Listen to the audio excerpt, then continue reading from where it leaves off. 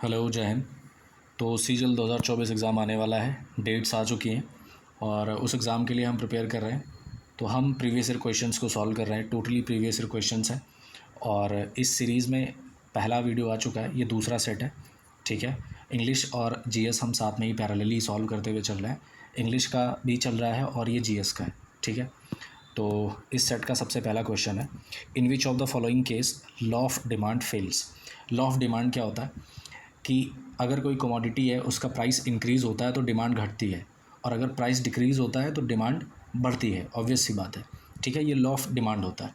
But ऐसी कौन सी चीज़ है जहाँ पे लॉ ऑफ डिमांड फेल हो जाता है? तो ऑप्शन है Giffen goods, normal goods, inferior goods, या फिर both Giffen and inferior goods. Right answer is option D, both Giffen and inferior goods. अच्छा, गिफन गुड्स क्या होते हैं? ऐसे प्रोडक्ट्स जो प्राइस बढ़ने पे और ज़्यादा ख़रीदे जाते हैं, ठीक है, और प्राइस कम होगी तो कम ख़रीदे जाएंगे, ऐसा सीन होता है, ठीक है। और इन्फीरियर गुड्स ऐसे समझो, मान लो एक कोई व्यक्ति है, उसकी सैलरी अभी जितने पे है उसको चूज़ करना है साबुन में और एक तरीके से समझिए शावर जेल में, ठीक है। तो शावर जेल महंगा आता है, साबुन सस्ता आता है। मान लो उसकी सैलरी अभी कम है तो वो ऑब्वियस सी बात है साबुन खरीदेगा। बट जब उसकी सैलरी ज़्यादा हो जाएगी तो वो किसकी तरफ प्रेफर करेगा?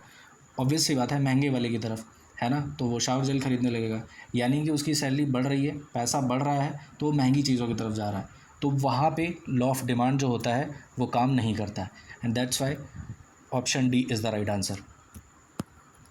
नेक्स्ट क्वेश्चन हमें मैच करना है, ओलिगोपोली, मोनोपोली और परफेक्ट कंपटीशन, इनका क्या क्या मैच होगा। अच्छा देखो, मोनोपोली के बारे में जानते हो ना, कि कोई स्मॉल टू लार्ज सेलर्स, जैसे मान लो मोनोपोली क्या होती है पहले ये समझो। मान लो कोई एक अकेला सेलर है, ठीक है, और उसके लार्ज बायर्स हैं, ठीक है। अकेला कोई एक मार्केट है, वहाँ पे उसकी अकेली उस पर्टिकुलर प्रोडक्ट की दुकान है, तो वो क्या करेगा? उसकी मोनोपोली होगी, है ना। जैसी मर्ज़ी होगा वो बेचेगा, कम दाम में बेचना होगा तो कम दाम में बेचेगा, ज़्यादा बढ़ा करके दाम बेचना होगा तब भी बेचेगा, क्योंकि उसके कंपटीशन में कोई है नहीं, है ना। वो अकेला बेचने वाला है तो लोग खरीदेंगे ही, क्योंकि अकेला दुकानदार है वो, तो वो होती मोनोपोली। तो दूसरे का जो ऑप्शन होगा वो सी होगा। अब सबसे पहले ऑप्शन में देख लो दूसरे का सी कौन से ऑप्शन में है। Right answer is option A, ठीक है। अब यहीं से आप मैच कर लो कि वन का भी होगा। ओलिगोपोली क्या होता है? अ स्मॉल लार्ज सेलर्स, यहाँ पे जो स्मॉल लिखा हुआ है स्मॉल के बाद में एक डैश लगा लेना। A small large sellers and a large number of buyers, ये ऐसे समझो कि थोड़े से सेलर्स हैं बट वो बड़े सेलर्स हैं, ठीक है, और उनके जो बायर्स हैं वो बहुत सारे हैं, उनको ओलिगोपोली बोलते हैं, ठीक है। और परफेक्ट कंपटीशन क्या होता है? जहाँ पे सेलर्स भी ज़्यादा हों और बायर्स भी भर के हों, ठीक है, तो उसमें क्या होता है? परफेक्ट कंपटीशन होता है, कोई ज़्यादा नहीं कोई कम नहीं, ठीक है। Right answer is option A. Next question है, how many fundamental rights are mentioned in the Indian constitution. कितने फंडामेंटल राइट्स हैं? Right answer is option B, 6 fundamental rights हैं, ठीक है। पार्ट क्या है ना, पार्ट क्या है? पार्ट 3। कितने आर्टिकल, कितने? 12 से 35। अच्छा, पता है पहले कितने फंडामेंटल राइट्स हुआ करते थे? 7। एक उसमें से था राइट टू प्रॉपर्टी, बट उसको क्या किया गया, जो 44th कॉन्स्टिट्यूशनल अमेंडमेंट एक्ट था 1978 में, उसको हटा दिया गया, ठीक है। वो फंडामेंटल राइट से हटा दिया गया, वो उसके बाद में लीगल राइट बना दिया गया। आपको ये बताना है कि वो किस आर्टिकल में रखा गया। जब उसको फंडामेंटल राइट से हटा करके लीगल राइट बनाया गया तो वो कॉन्स्टिट्यूशन के किस आर्टिकल में रखा गया, इसका जवाब आपको कमेंट बॉक्स में देना है, ठीक है। तो कितने राइट्स होते हैं? 6 राइट्स होते हैं, ठीक है। कौन कौन से? Right to equality, right to freedom, right against exploitation, right to freedom of religion, right to cultural and educational rights, और छठा राइट टू कॉन्स्टिट्यूशनल रेमेडीज़, ठीक है। Okay, next question, which of the following articles can not be suspended even during emergency. तो emergency के दौरान भी ऐसे कौन से आर्टिकल्स हैं जो सस्पेंड नहीं किए जा सकते हैं? तो बहुत ईजी सा क्वेश्चन है। Right answer is option B, article 20 to 21, है ना। जीने का अधिकार आपसे नहीं छीना जा सकता। Next question, who was the first voice Roy of India, है ना। पहला वॉइस रॉय, गवर्नर जनरल की बात नहीं हो रही है, पहला वॉइस रॉय कौन था? Right answer is option A, cunning. जब 1857 में क्रांति हुई थी उसके बाद में 1858 का एक्ट आया था, और उसमें जो गवर्नर जनरल हुआ करता था उसकी पोस्ट को फिर चेंज कर दिया गया था, वो क्या बना दिया गया? Vice Roy of India. और उस टाइम पे गवर्नर जनरल कौन था? कनिंग ही था, ठीक है। कनिंग का जो टाइम पीरियड रहा है वो कहीं का टाइम पीरियड क्या रहा है 1856 से 1862, है ना, 1856 से 62 ये टाइम पीरियड रहा है कनिंग का, ठीक है, ध्यान रखिएगा। नेक्स्ट क्वेश्चन, हु रोट न्याय सूत्र? न्याय सूत्र किसने लिखा? ऑप्शन है व्यास, गौतम, कपिल या फिर Charak. Right answer is option B, Gautam, Maharshi Gautam थे, उन्होंने न्याय सूत्र लिखा। व्यास ने क्या लिखा है? वेदांत सूत्र या वेदों से रिलेटेड। एंड कपिल वो जो थे सांख्य सूत्र जो लिखा है उन्होंने कपिल ने लिखा है। और चरक के बारे में आपको पता ही है, ही वॉज आयुर्वेदा स्पेशलिस्ट, है ना, आयुर्वेद की फील्ड में इनका बड़ा नाम है। एंड आज भी इनकी जो संहिता है चरक संहिता, वो आज भी उतनी ही रेलेवेंट है मेडिकल की फील्ड में, ठीक है। ओके, नेक्स्ट क्वेश्चन, अर्थ की deepest point in water is Mariana trench, ठीक है, हिंदी में बोलते हैं मैरियाना गर्त। It is located in which of the following ocean? तो जो मैरियाना ट्रेंच है वो किस ओशन में स्थित है? ऑप्शंस आर, कौन कौन से ऑप्शंस हैं? Atlantic ocean, Arctic ocean, Indian ocean या फिर Pacific ocean. Right answer is option D, Pacific ocean, जिसको प्रशांत महासागर बोलते हैं, वहाँ पे ये स्थित है मैरियाना ट्रेंच, फिलीपींस के पास में, ठीक है। Next question, Maasai is a tribe of which of the following country? Maasai, अगर आपने सुना होगा, एक नेशनल पार्क भी है मसाई मारा, वो भी यहीं पे ही स्थित है। तो राइट आंसर क्या है? Right answer is option A, Kenya, ठीक है। केन्या में ही एक नेशनल पार्क है मसाई मारा, और वहीं पे ही ये ट्राइब्स पाई जाती हैं, मसाई ट्राइब्स, ठीक है। अच्छा, एक ख़ास बात, केन्या की कैपिटल क्या है? केन्या की कैपिटल आप बता सकते हैं? खैर मैं बता दे रहा हूँ, केन्या की कैपिटल नैरोबी है। आपने वो देखी होगी, बहुत लोगों ने वो वेब सीरीज़ देखी होगी मनी हाइस्ट, है ना, तो उसमें कैरेक्टर होता है नैरोबी, तो उससे याद रख सकते हो, केन्या की कैपिटल है नैरोबी। अच्छा, जर्मनी की कैपिटल क्या है? जर्मनी की कैपिटल है बर्लिन, उस वेब सीरीज़ में बर्लिन नाम का भी एक कैरेक्टर होता है। और ऑस्ट्रेलिया की कैपिटल क्या है? कैनबरा कैपिटल है। अच्छा, पता है जो मसाई मारा जो नेशनल पार्क है उसका कुछ हिस्सा तंजानिया में भी आता है, ठीक है। तो तंजानिया की कैपिटल क्या है? Dodoma, okay. Next question, with which of the following body organ is pacemaker associated? बहुत सिंपल सा क्वेश्चन है, पेस मेकर शरीर के किस अंग से संबंधित है? आपने सुना होगा बहुत बार कि उनके पेस मेकर लगा हुआ है।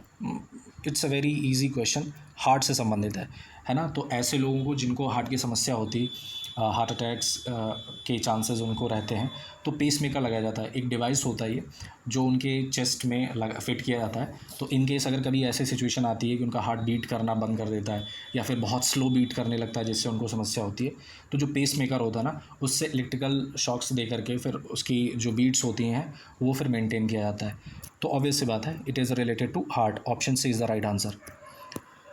नेक्स्ट क्वेश्चन है, haemoglobin is an important component of? Haemoglobin जो है वो एक इम्पॉर्टेंट कंपोनेंट है किसका? Options are white blood cells, RBC, plasma या फिर all options are correct. Right answer is option B, red blood cells. जो आरबीसी होता है ना, आरबीसी का ही एक इम्पॉर्टेंट पार्ट होता है, एक कंपोनेंट होता है हीमोग्लोबिन, ठीक है। और हीमोग्लोबिन की वजह से ही क्या होता है? रंग लाल होता है खून का, इसमें आयन पाया जाता है। अच्छा, आपको पता है आरबीसी को एक और नाम से बुलाते हैं जिसको बोलते हैं एरिथ्रोसाइट्स, ठीक है। और आप कमेंट में ये बताओ कि डब्ल्यूबीसी को क्या बोलते हैं? डब्ल्यूबीसी को, और भी जैसे आरबीसी को एरिथ्रोसाइट्स बोलते हैं, वैसे डब्ल्यूबीसी को क्या बोलते हैं? कमेंट बॉक्स में बताइए। Next question, anaemia is caused by the deficiency of which of the following element? तो अनीमिया जो रोग होता है वो किस पर्टिकुलर एलिमेंट की कमी से होता है? Options are cobalt, iron, sodium, calcium. Right answer is option B, iron की कमी से, ठीक है। आयरन की कमी से अनीमिया रोग होता है। कोबाल्ट की कमी से क्या होता है? हाथों और पैरों में ना सुन्न हो जाते हैं हाथ पैर, है ना, तो वो कोबाल्ट की कमी से होता है। और सोडियम की कमी से क्या होता है? हाइपोनेट्रीमिया बोलते हैं उसको। और जो कैल्शियम लिखा हुआ है, कैल्शियम की कमी से होता है हाइपोकैल्सीमिया, ठीक है। Next question, what is the minimum distance in metres required to hear an echo? एक इको को, है ना, प्रतिध्वनि को सुनने के लिए एक मिनिमम डिस्टेंस कितनी रिक्वायर्ड चाहिए? Right answer is option C, 17, ठीक है। ये राइट आंसर है। आप फिज़िक्स में जब डिटेल में इसको हम पढ़ेंगे, अगर कभी पढ़ेंगे, फ़िलहाल अभी के लिए ये जान लीजिए कि जो मिनिमम जो डिस्टेंस होती है इको को सुनने के लिए वो 17 मीटर होती है, ठीक है, क्योंकि वो एक तरफ से 17 मीटर की ट्रैवल करता है और फिर वापस आता है, तो वो 34.4 समथिंग हो जाता है। तो अप्रॉक्सीमेट जो वैल्यू होती है 17.2 होता है, ठीक है, बट उसको राउंड फिगर करके 17 मीटर का माना जाता है। Next question, why does a black board appears black in colour? तो जो ब्लैक बोर्ड होता है वो ब्लैक कलर का ही क्यों दिखता है? तो ऑप्शंस हैं, it reflects black colour, it absorbs black colour, it reflects all colours, या फिर it absorbs all colours. Right answer is option D, क्योंकि जो ब्लैक बोर्ड होता है वो सारी जो 7 लाइट्स होते हैं, है ना, जो स्पेक्ट्रम के लाइट्स होते हैं विबग्योर के, उन सारी लाइट्स को एब्जॉर्ब कर लेता है, ठीक है, और इसीलिए जो ब्लैक बोर्ड होता है वो ब्लैक होता है। अच्छा, जो वाइट बोर्ड होता है वो वाइट क्यों दिखता है? क्योंकि वो सारी जो लाइट्स होते हैं ना उनको रिफ्लेक्ट कर देता है, ठीक है। Next question, which one among the following is a main system board of computer? किसी भी कंप्यूटर का मेन सिस्टम क्या होता है? बहुत इजी सा क्वेश्चन है, अक्सर सुना होगा कि मेरे कंप्यूटर का मदरबोर्ड ख़राब हो गया, है ना, या मोबाइल होता है, मोबाइल भी एक छोटा सा कंप्यूटर ही समझो अब तो मोबाइल में भी क्या होता है, मदरबोर्ड ख़राब हो जाता है तो फिर मोबाइल किसी काम का नहीं रहता। तो या right answer is option D, motherboard, ठीक है। Next question, which among the following metal is use for galvanization? Galvanization के लिए कौन सा मेटल यूज़ होता है? Options are zinc, copper, iron, या फिर silver. Right answer is option A, zinc. Galvanization क्या होता है? तो जो आयरन और स्टील के जो भी प्रोडक्ट्स होते हैं, जो भी चीज़ें होती हैं, उनको रस्टिंग से बचाने के लिए, उसमें जंग ना लगे, उसमें क्या होती है, जिंक की परत चढ़ाई जाती है, उसको ही गैल्वनाइजेशन कहा जाता है, ठीक है। What is dry ice? है ना, सूखी बर्फ़ क्या होती है? Dry ice. पता है, आपने देखा है कई बार स्टेज वगैरह पे देखा होगा, तो जो स्टेज फ्लोर पे वो धुआं सा फैला रहता है ना चारों तरफ, वो ड्राई आइस से ही होता है, ठीक है। पूरा ज़मीन पे फैला हुआ होता है, ऐसा लगता है बादल में चल रहा है, तो वो ड्राई आइस की वजह से ही होता है। तो ड्राई आइस क्या होता है? Right answer is option A, solid carbon dioxide. Carbon dioxide actual में गैस होती है, बट जो उसको सॉलिडिफाई कर दिया जाता है ना, सॉलिड बना दिया जाता है, तो वो ड्राई आइस कहा जाता है उसको। और पता है, ये जो सॉलिड होता है ड्राई आइस, ये डायरेक्टली एयर में कन्वर्ट होता है, यानी कि डायरेक्ट गैस में कन्वर्ट होता है, ठीक है। तो जैसे बर्फ़ होती है, बर्फ़ सॉलिड होती है, आइस होता है, बट वो कैसे कन्वर्ट होता है? वो पहले बर्फ़ से लिक्विड बनता है ना, वाटर बनता है, फिर उसके बाद में फर्दर उसमें अगर मान लो और हीट हुई तो फिर वेपर बन जाएगा, गैस में कन्वर्ट हो जाएगा। But dry ice direct solid से डायरेक्ट गैस में कन्वर्ट होता है, उस प्रोसेस को सब्लिमेशन बोलते हैं, ठीक है। Next question, which of the following represents the most complex trophic level? है ना, पोषण का सबसे कॉम्प्लेक्स लेवल जो होता है वो कहाँ पे होता है? Options are community, population, ecosystem, या फिर स्पीशीज़। तो बहुत ऑब्वियस सी बात है, सबसे ज़्यादा कॉम्प्लेक्स जो पोषण लेवल होता है वो कहाँ पे होता है? वो इकोसिस्टम में होता है, ठीक है। Next question, chief minister of Andhra Pradesh launched a medical scheme for APL families, what is the name of the scheme? देखो, ये 2017 का क्वेश्चन पेपर है, ठीक है, तो उस टाइम पे जो करंट का क्वेश्चन था, ठीक है, तो ये वो क्वेश्चन है, बट फ़िलहाल के लिए मैं बता दूं, उसका जो नाम था, उस स्कीम का नाम था आरोग्य रक्षा, ठीक है। अभी के लिए उतना रेलेवेंट नहीं है, इस क्वेश्चन से ये याद कर सकते हो कि आंध्र प्रदेश के चीफ मिनिस्टर कौन है अभी? N चंद्रबाबू नायडू, और उस टाइम पे भी यही चीफ मिनिस्टर थे, ठीक है। और एक करंट अफेयर कि जो चंद्रबाबू नायडू ने एक स्कीम लॉन्च करी है वहीं आंध्र प्रदेश में ही, ठीक है, वो स्कीम आप बताइए। चंद्रबाबू नायडू ने अभी रिसेंटली वो स्कीम लॉन्च करी है आंध्र प्रदेश में ही, ठीक है, आपको बताना है कि वो कौन सी स्कीम है। Next question, who discovered X-rays? X-ray की खोज किसने करी थी? ऑप्शंस आर WC रोएंटगन, है ना, अल्बर्ट आइंस्टीन, सैमुअल कोहेन, या फिर Edward Teller. Right answer is option A, WC रोएंटगन। याद रखिएगा, एक्सरे की खोज किसने करी थी? WC रोएंटगन ने, ठीक है। Next question is how many players are there in a water polo team? तो कन्फ्यूज़ होंगे कि वाटर में पोलो कैसे खेल सकते हैं, बट हाँ, इसको वाटर रग्बी भी कहते हैं, हालांकि वाटर पोलो कहा जाता है। तो वाटर पोलो होता कैसा है? जैसे रग्बी खेला जाता है ना कि दोनों तरफ गोल्स होते हैं, और फॉर एग्जांपल ऐसे समझ लो कि जैसे फुटबॉल होता है या हॉकी होता है ना, तो दोनों तरफ गोल करना होता है, कोई एक ऐसा व्यक्ति होता है जो हालांकि सारी टीम मिलके उस गोल को प्रोटेक्ट करती है कि भाई इस तरफ गोल नहीं जाना चाहिए, वैसे ही वाटर पोलो होता है। तो टोटल कितने मेंबर्स होते हैं? यानी कि एक टीम में 7 खिलाड़ी होते हैं, ठीक है। तो वाटर पोलो होता है ऑलमोस्ट लगभग 2 मीटर की गहराई में पानी भरा होता है, और उसमें ही एक ऑन एन एवरेज वॉलीबॉल के साइज़ की बॉल होती है, ठीक है, फ्लोटिंग बॉल होती है, तो उसी को गोल करना होता है, ठीक है, वही होता है वाटर पोलो। ठीक है। Next question, Lavani is a dance form of which state in India. Lavani जो डांस है वो किस स्टेट से संबंध रखता है? राइट आंसर इज ऑप्शन ए, महाराष्ट्र। आपने वो गाना सुना होगा ना, अप्सरा आली, है ना, वो लावनी डांस पे ही संबंधित है। और लावनी बहुत ही खूबसूरत डांस है, अगर आपको समय मिले तो आप यूट्यूब पे सर्च कर सकते हैं। ठीक है। Next question, who is being awarded with Asian award 2016 as the Chivas social entrepreneur of the year. Again ये 2017 का क्वेश्चन पेपर है, तो उस समय के करंट हिसाब से आया था। फिलहाल उसका जो राइट आंसर है अभी हमारे लिए रेलेवेंट नहीं है, ऑप्शन ए, विक्रम पटेल। उस टाइम पे इनको ये अवार्ड दिया गया था। नेक्स्ट क्वेश्चन है, the book Azad Bachpan Ki Or is written by which author. किसके द्वारा ये बुक लिखी गई है? बुक का नाम है आज़ाद बचपन की ओर। ऑप्शंस आर कैलाश सत्यार्थी, राधाकांत भारती, दीपक मिश्रा या फिर Subhash Chandra. Right answer is option A, Kailash Satyarthi. 2014 में इनको नोबेल का पीस प्राइज़ मिला था और इसी वजह से ही ये उस टाइम पे क्वेश्चन आया होगा। और ख़ास बात ये है कि इन्होंने चिल्ड्रन के लिए बहुत ज़्यादा काम किया, उनकी चाहे वो चाइल्ड लेबर हो या उनकी पढ़ाई से संबंधित हो, तो उनके वेल बीइंग के लिए इन्होंने काफ़ी अच्छे कदम उठाए, है ना। आज़ाद बचपन की ओर बुक लिखी और बचपन बचाओ आंदोलन भी इन्होंने शुरू किया, इनकी एक संस्था भी है। तो फ़िलहाल इम्पॉर्टेंट ये है कि ये जो बुक का नाम है आज़ाद बचपन की ओर, ये तो समझो एक स्टैटिक भी पोर्शन है, कभी भी किसी भी एग्ज़ाम में पूछ सकता है। तो वो किसने लिखी है? कैलाश सत्यार्थी, नोबेल के पीस प्राइज़ विनर है, जो कि इनको 2014 में दिया गया था।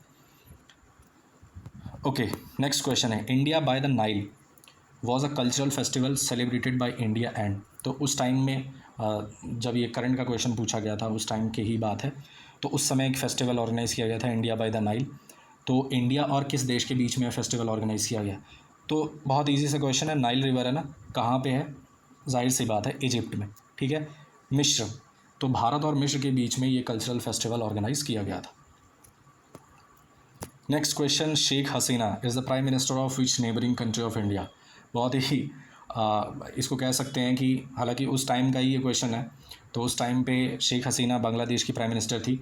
बट अभी जो कंडीशंस हैं बांग्लादेश में, जो अनरेस्ट चल रहा है कि वहाँ की जो प्राइम मिनिस्टर रही, पूर्व प्राइम मिनिस्टर तो कह सकते हैं, शेख हसीना, वो अपना देश छोड़ के जा चुकी हैं। तो अभी करंट में वहाँ पे बहुत ज़्यादा उथल पुथल मची हुई है।